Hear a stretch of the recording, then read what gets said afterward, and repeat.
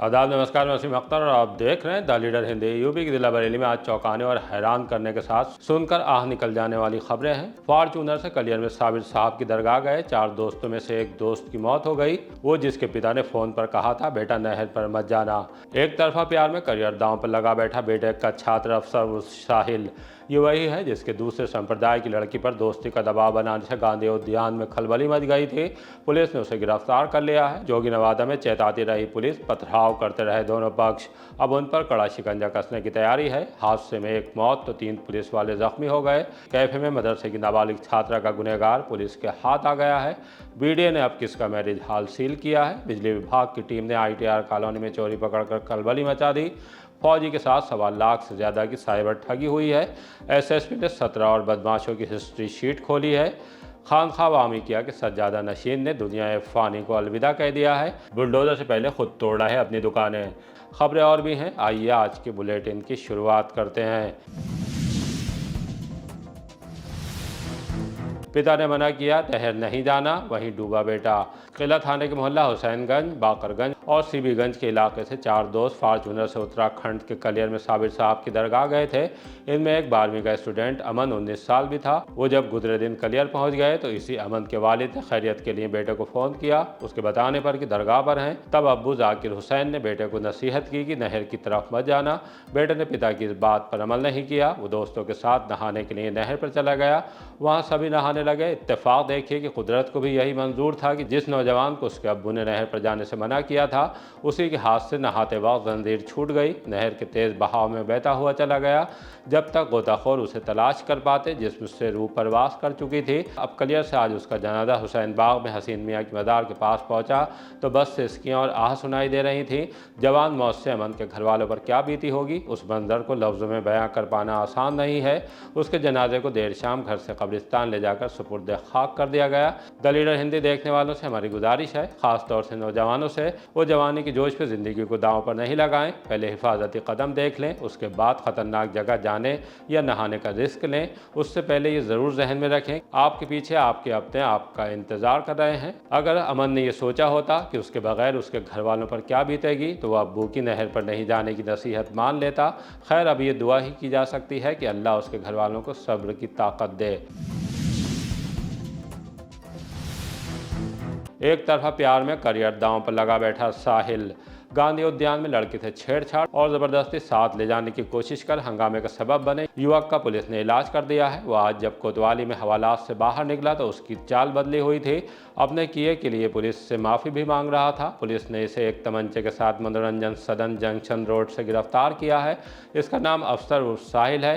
रहने वाला महानगर कॉलोनी के पीछे धौरेरा माफी का है। पुलिस के मुताबिक पूछताछ में साहिल का कहना है कि लड़की से एक तरफा प्यार करता था। उसे बार बार मैसेज कर दोस्त बनाने की बात कही। जब वो आई तो दोस्ती का दबाव बनाया, नहीं मानी तो ज़बरदस्ती उसे साथ ले जा रहा था। इतने में वहाँ लोग पहुँच गए, तब वो वहाँ से भाग गया था। तमंचा साथी से सुरक्षा के लिए लिया था। ये गुजरे दिन गांधी उद्यान की बात थी। यहाँ हिंदू संगठन से जुड़े लोग भी पहुँच गए थे। पुलिस ने लड़की की तहरीर पर साहिल के खिलाफ मुकदमा दर्ज कर लिया है। साहिल बीटेक कर चुका है और फिलहाल कंस्ट्रक्शन वर्क में ठेकेदारी कर रहा था। उसने अपनी एक हरकत से करियर दांव पर लगा लिया। पुलिस का कहना है कि उसे कोर्ट में पेश किया जा रहा है, जहां से उसे जेल भेजा जाएगा। जोगी नवादा में पथराव, पुलिस ने की FIR। बारादरी थाने के सेंसिटिव माने जाने वाले इलाके जोगी नवादा में 2 पक्षों के बीच विवाद के बाद तनातनी हो गई। इतने कि एक दूसरे पर ईंट पत्थर बरसाने लगे। उससे बनखंडीनाथ मंदिर के पास दहशत फैल गई।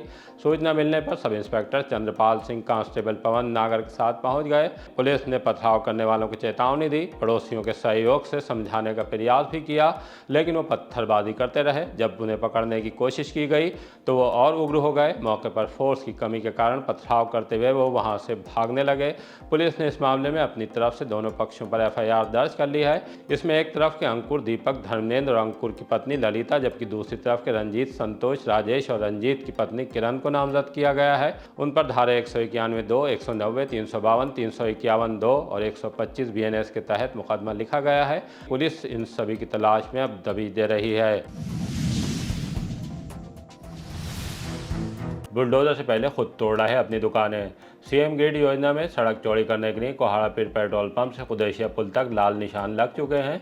इसमें वक्फ संपत्ति, बांध खाना, कब्रिस्तान की दुकानें भी आ रही हैं। नगर निगम की तरफ से दुकानों पर करीब 6 फीट तक निशान लगा दिए गए हैं। 7 दिन का वक्त दिया है, उससे पहले ही दुकानदार निशानों के अनुरूप दुकानें तोड़ने में लगे हैं। तेज रफ्तार डंपर की टक्कर से 2 सिपाही घायल। थाना सीबीगंज के इलाके में तेज रफ्तार डंपर ने पीआरबी 112 में टक्कर मार दी। तब जबकि ग्राम जोगियान से कॉल आने के बाद पीआरबी रास्ता भटककर ठकुराइन मोड़ पर पहुंच गई। डंपर की टक्कर से पीआरबी में सवार सिपाही मनोज और नासिर अली जख्मी हो गए। उन्हें इलाज के लिए जिला अस्पताल लाया गया था। पुलिस ने टक्कर मारकर फरार हुए डंपर की तलाश शुरू कर दी है। दूसरे हादसे में दरोगा रवीश कुमार जख्मी हुए हैं। वो फिरोजाबाद के रहने वाले हैं। गाजीपुर से सैंपल लेकर जाते वक्त पेशाब के लिए वाहन से उतरे थे। इसी बीच एक तेज रफ्तार वाहन ने टक्कर मार दी। उनके दोनों पैर में फ्रैक्चर हुआ है। हादसे में होटल कर्मचारी की दर्दनाक मौत। रात में कर्मचारी नगर चौकी के पास बाइक से घर लौट रहे होटल कर्मचारी और उसके साले को किसी वाहन ने टक्कर मार दी।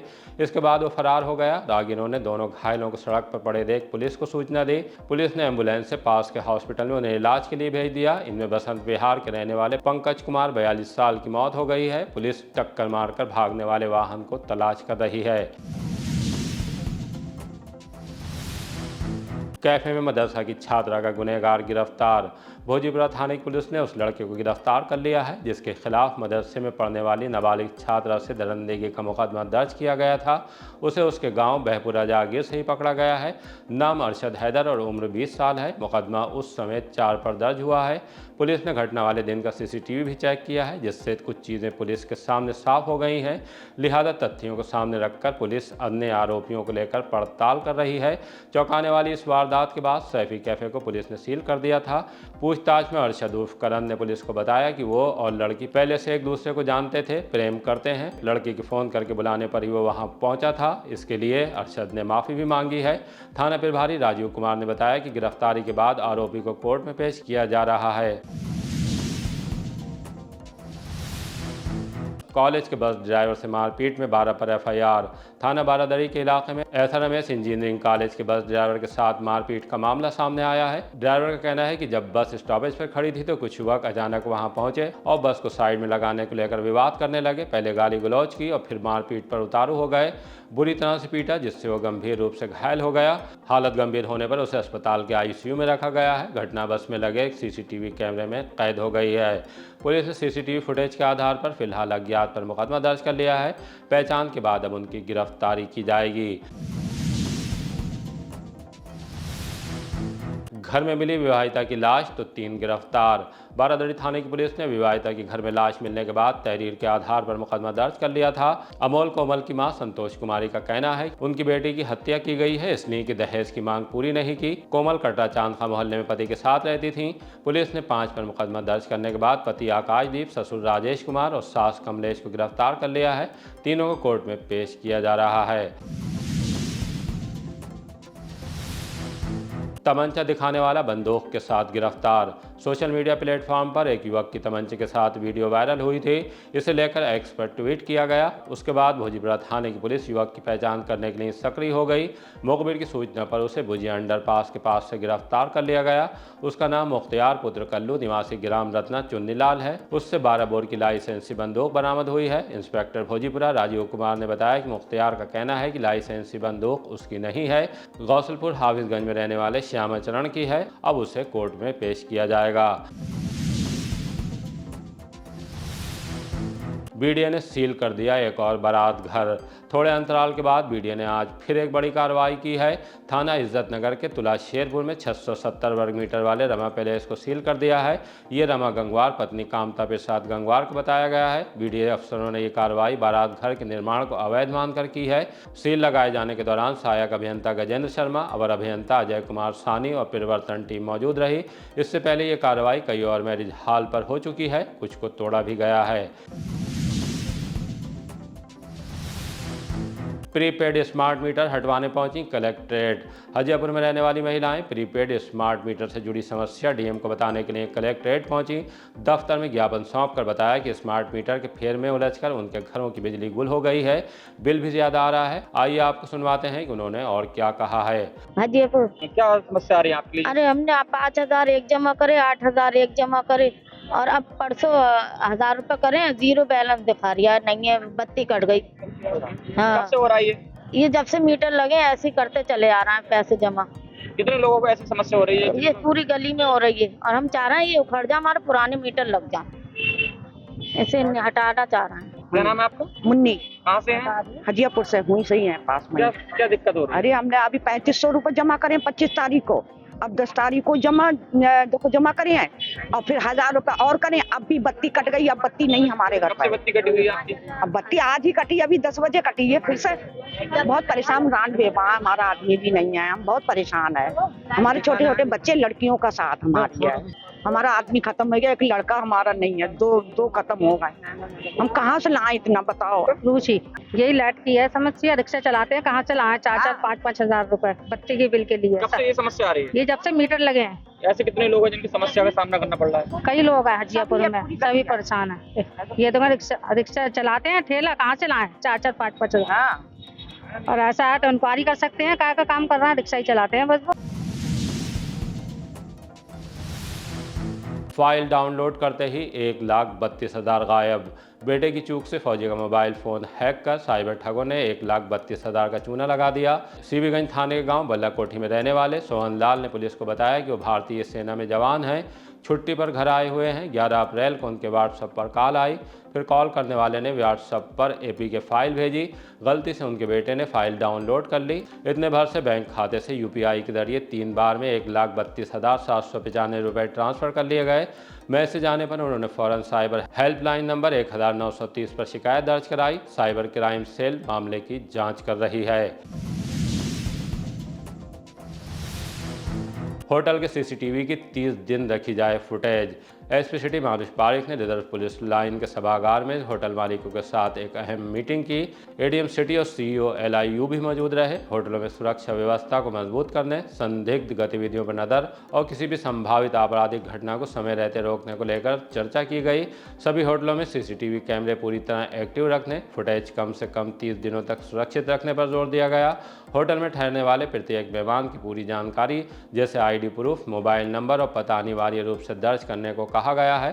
संदिग्ध व्यक्ति या असामान्य गतिविधि की जानकारी तुरंत पुलिस को दी जाए। इसके अलावा फायर सेफ्टी, इमरजेंसी एग्जिट और बेसिक सिक्योरिटी प्रोटोकॉल का सख्ती से पालन कराने की बाउंडेशन बताने के साथ होटल मालिकों की समस्याओं को भी जाना गया। 17 और अपराधियों की खोली गई हिस्ट्री शीट।